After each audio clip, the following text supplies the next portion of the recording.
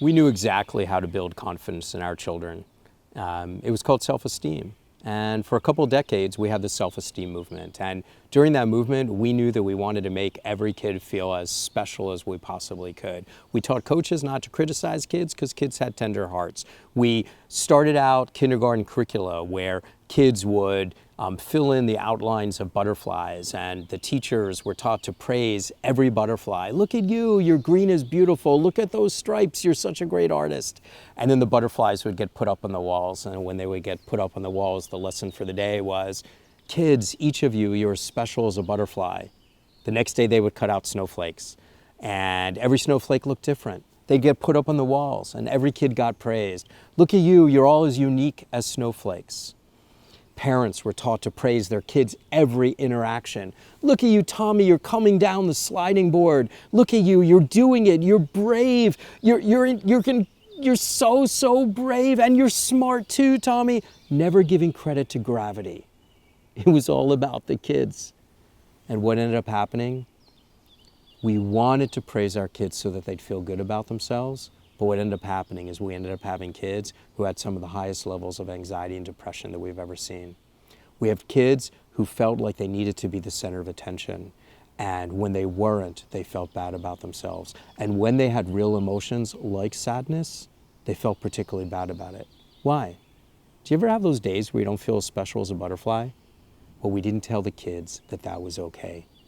Real confidence doesn't come from showering self-esteem or empty praise on kids. It comes from who they are, from building their competencies, from noticing what they're doing well. Now, don't get me wrong. Praise is a good thing. Praise is really nice. The question is how you do it. The first question is, are you going to give it clearly and specifically or diffusely? Because if you give it diffusely, then that just raises anxiety because kids don't know how to earn it again. So if you're like, you're good at this, you're so special, you're so wonderful, they don't know what to do to get that praise, to get that attention that kids crave. Whereas when you give specific praise to kids, we notice what they're actually doing, then it's like giving them a recipe for how to succeed again. And that's how we build confidence.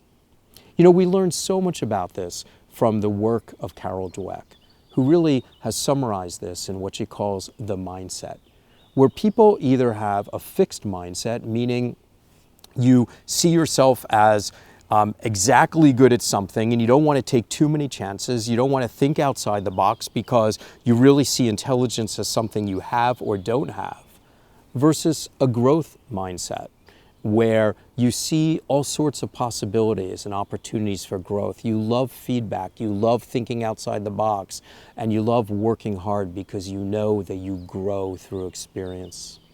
Here's what her research told us. So much of what creates a fixed versus a growth mindset is about how we praise or criticize. So think of it as this. Are we going to praise and criticize in this way? You are blank.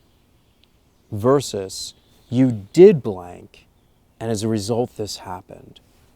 You are so beautiful, you are so handsome, you are so smart, you are so good at soccer, you are such a good athlete, you are such a great baker. That makes kids learn, I'm good at this, but maybe I'm not good at other things. And it ends up leading to a lot of anxiety because people get anxious when they're doing something they haven't been told they're good at. Versus, you did blank, and therefore blank happened. That gives you a sense of control. And with control comes confidence. You understand that what happened is because of the action you took, not because of some thing that someone said you are, but rather what you did. So think about it again.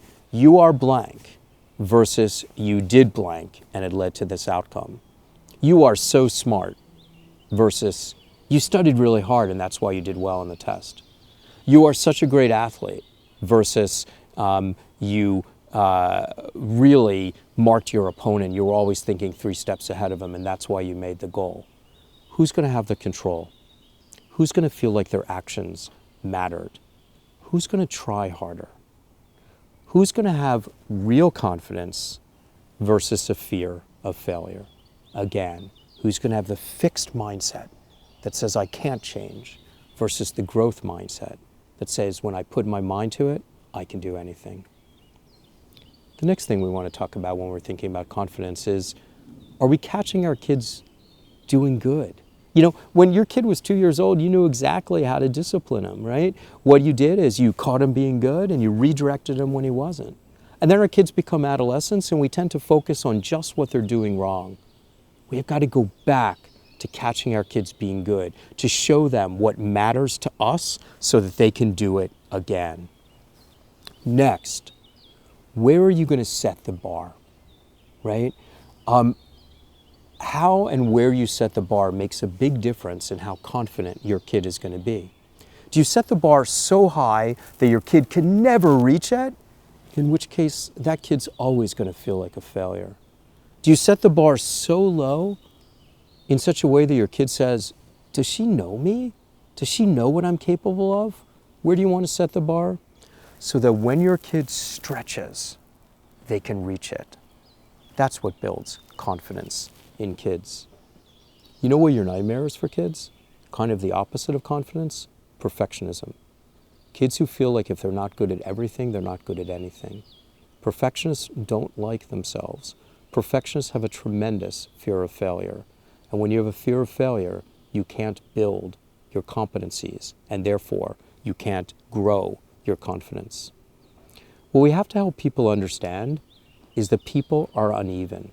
And when we accept that people are uneven, then you're able to develop your real confidence, because real confidence comes from finding your islands of competencies, your spikes, the things you're really, really good at. But if you're going to find what you're really good at, which is going to maximize your confidence, you have to also accept that there are things that you're not particularly good at. If you accept the things that you're not good at some things, you have to also be willing to have failure and understand that failure is actually not something bad, but a wonderful opportunity to grow and to recover. Real confidence comes after trial and error and learning not only am I good at certain things, but when I'm not good at other things, I'm still able to be okay. That's what allows you to confidently navigate the world, right? How else do we give kids confidence? By giving them clear boundaries. When we give them clear boundaries, they know within which space they're able to experiment, where they're allowed to fail, where they're allowed to find what they're good at, right? If we don't give them clear boundaries, then kids are experimenting in all sorts of directions where they might experience danger and most certainly failure. When they have clear boundaries, we actually give them the confidence to fail because we know they're going to do it within safe and moral boundaries.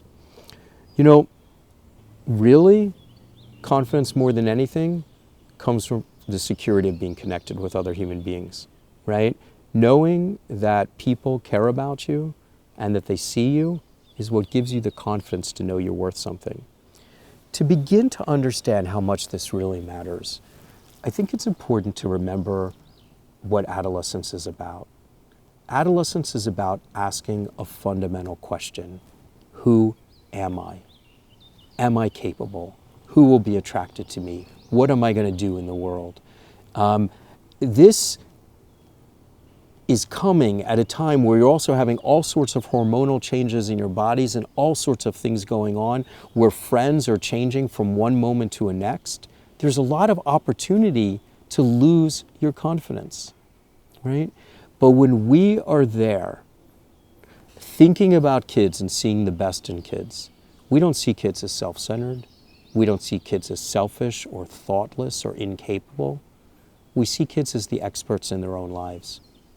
We see kids as people who are trying to figure things out when lots of things around them are changing. And we give them the security of always seeing the best in them. That is what gives them the confidence during this time where they're saying, who am I? To basically say, I'm okay, right? It's a tough question to answer.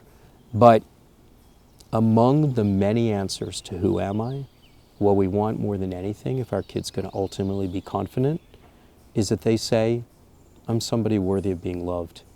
You know, kids who know that, really, they're going to have the confidence to face life's challenges.